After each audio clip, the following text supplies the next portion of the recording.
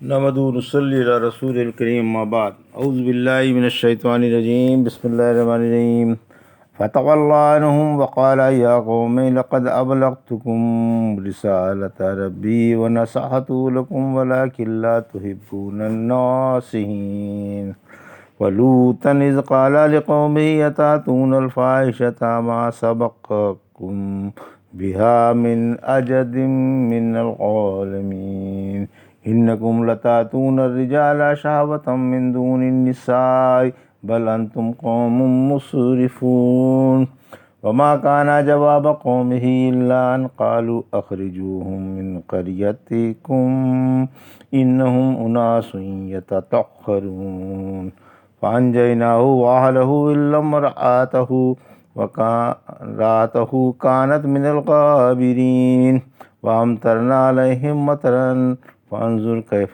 کان عاقبۃ المجرمین۔ ابھی آپ نے سورہ اعراف کی آیت 79 سے 84 کی تلاوت سماعت فرمائی۔ ان آیتوں کا ترجمہ اور تفسیر اس طرح ہے: فتولی عنہم وقال یا قوم لقد ابلغتکم رسالۃ ربی ونصحت لکم ولکن لا تحبون الناصحین۔ آیت 79۔ ترجمہ: پھر صالح ان سے پیٹھ پھیر کر یہ کہتے ہوئے چل دیے کہ لوگوں، میں نے تو تم کو اپنے رب کا پیغام پہنچا دیا تھا اور تمہاری ہمدردی کی تھی، مگر افسوس تم ہمدردوں کو پسند ہی نہیں کرتے تھے۔ یہ تھا ترجمہ سورہ اعراف کی آیت 79 کا۔ تفسیر: انبیاء کی باتیں نہ ماننے کا برا انجام۔ جب اللہ نے سمودیوں کو مخالفت رسول اور کبر و غرور اور ہدایت سے کترا کر گمراہی کی طرف لپکنے کی وجہ سے ہلاک کر دیا تو صالح علیہ السلام نے قوم کی افسوسناک تباہی دیکھ کر انہیں قائل کرنے کے لیے فرمایا کہ ہزار افسوس، نہ تو تم کو پیغام حق نے فائدہ پہنچایا اور نہ میری ہمدردی تمہارے کام آئی۔ تم نے ہمدردوں کو ٹھکرایا اور دشمنوں کو سینے سے لگایا، جس کا تمہیں یہ بد انجام دیکھنا پڑا۔ گو یہ خطاب بظاہر لاشوں سے تھا، مگر یہ اللہ کے نبی کی بات سن رہے تھے۔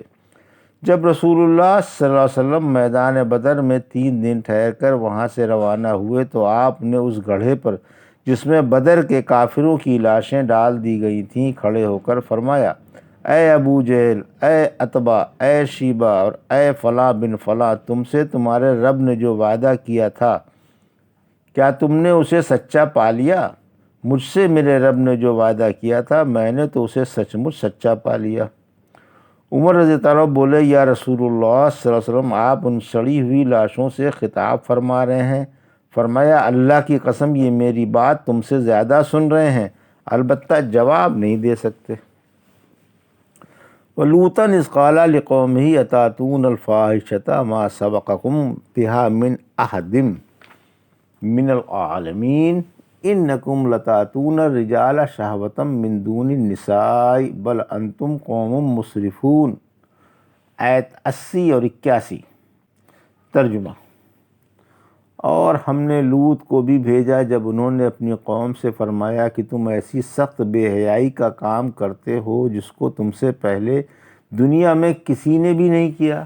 تم عورتوں کو چھوڑ کر مردوں سے شہوت پوری کرتے ہو، بلکہ تم انسانیت ہی سے گئے گزرے ہو۔ یہ تھا ترجمہ آیت 80-81 کا۔ تفسیر: آیت 80 حضرت لوط علیہ السلام کا واقعہ۔ لوط علیہ السلام بھی اللہ کے پیغمبر تھے، ان کا واقعہ یاد کرو۔ آپ ہاران بن آزر کے بیٹے اور ابراہیم کے بھتیجے تھے۔ آپ ابراہیم علیہ السلام پر ایمان لائے اور آپ ہی کے ساتھ وطن سے ہجرت کر کے شام چلے آئے۔ حق تعالیٰ نے آپ کو اہل سدوم اور اس کی نواحی آبادیوں کے باشندوں کا رسول بنا کر بھیجا تھا۔ آپ انہیں توحید کی دعوت اور نیکیوں کی رغبت دے رہے ہیں اور برائیوں سے، بے حیائیوں سے، گناہوں سے اور ممنوعات سے نفرت دلا رہے ہیں۔ اقلام بازی لوطیوں کی ایجاد ہے۔ اس قوم نے ایک ایسی فحش بے حیائی ایجاد کی تھی جس کا ماضی میں وجود نہ تھا۔ یہ بے حیائی نہ انسانوں میں پائی جاتی تھی اور نہ جانوروں میں۔ یعنی اقلام بازی یہ ایک ایسی بے حیائی تھی جس سے اب سے پہلے انسان نہ آشنا تھا اور نہ کسی کے ذہن میں اس کا تصور تھا، مگر اس قوم نے اس انسانیت سوز فعل کا ارتکاب کر کے ہمیشہ کے لیے انسانیت کی روشن پیشانی پر کلنک کا داغ لگا دیا۔ آیت 81، بیویوں سے جنسی پیاس بجھاؤ۔ بڑے شرم کی بات ہے کہ حق تعالیٰ نے جنسی پیاس بجھانے کے لیے عورتیں پیدا کیں، مگر تم ان سے ہٹ کر مردوں سے جنسی پیاس بجھا رہے ہو۔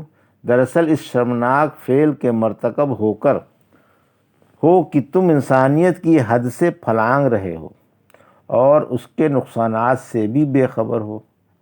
محل چھوڑ کر غیر محل کے استعمال پر تمہیں شرم سے پانی پانی ہو جانا چاہیے۔ سورہ ہود کی آیت 78 میں فرمایا، یہ میری قوم کی بیٹیاں موجود ہیں جو تمہاری جنسی پیاس بجھانے کے لیے اچھی ہیں، ان سے نکاح کر لو۔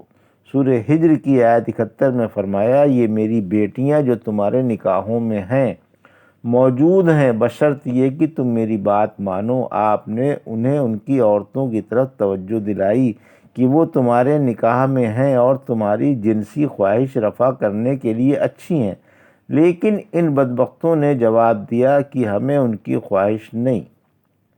سورہ ہود کی آیت 79 میں فرمایا، انہوں نے جواب دیا کہ آپ کو خوب معلوم ہے کہ ہمیں آپ کی بیٹیوں یعنی اپنی عورتوں کی کوئی ضرورت نہیں، اور آپ ہماری غرض کو خوب جانتے ہیں، یعنی ہمیں نہ عورتوں کی خواہش ہے نہ ادھر رجحان ہے، اور آپ خوب جانتے ہیں کہ ہم آپ کے مہمانوں سے کیا چاہتے ہیں۔ ڈھیٹ پنے کی حد ہو گئی، حیا کا دامن پارا پارا کر کے اللہ کے نبی کے آگے پھوٹ رہے ہیں اور ناپاک ارادے کا اظہار کر رہے ہیں۔ اللہم حفظنا اللہم حفظنا۔ وما کان جواب قومہ الا ان قالوا اخرجوہم من قریتکم انہم اناس یتطہرون۔ آیت 82 ترجمہ۔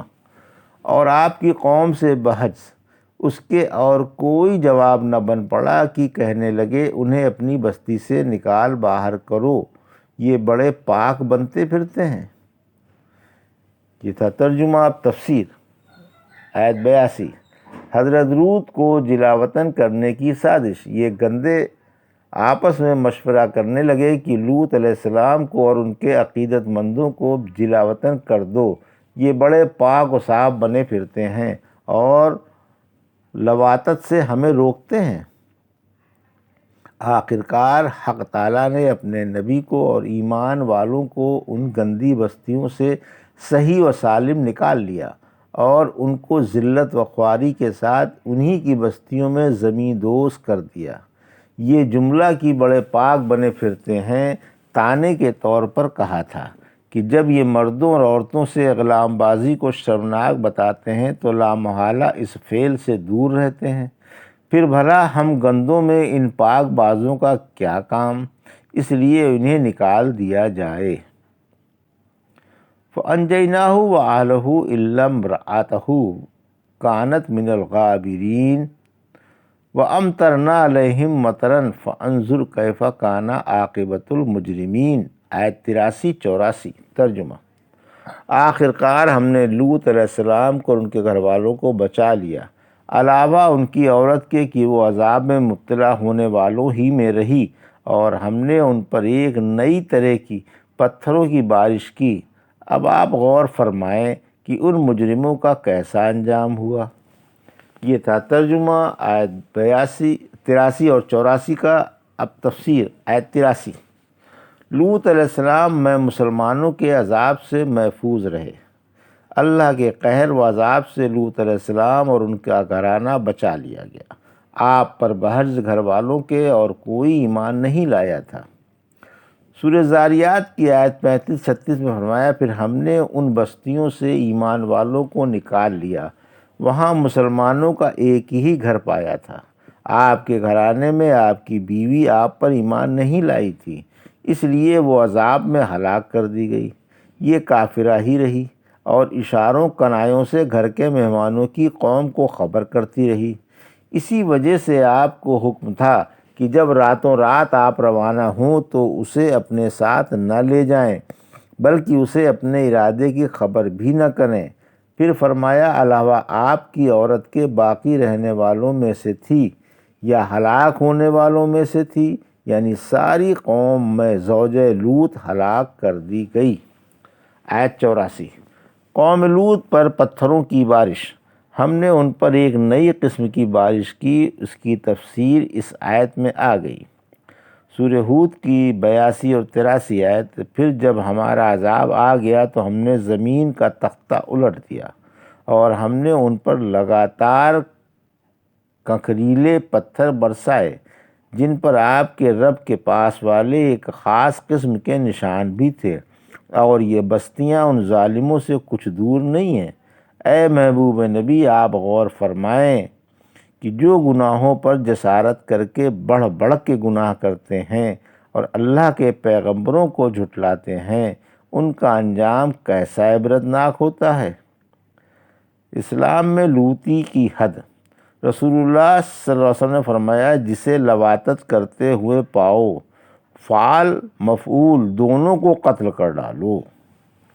یہ تھا سورہ اعراف کی آیت 73 سے 84 کا ترجمہ اور تفسیر جو ابھی آپ نے سماعت فرمائی۔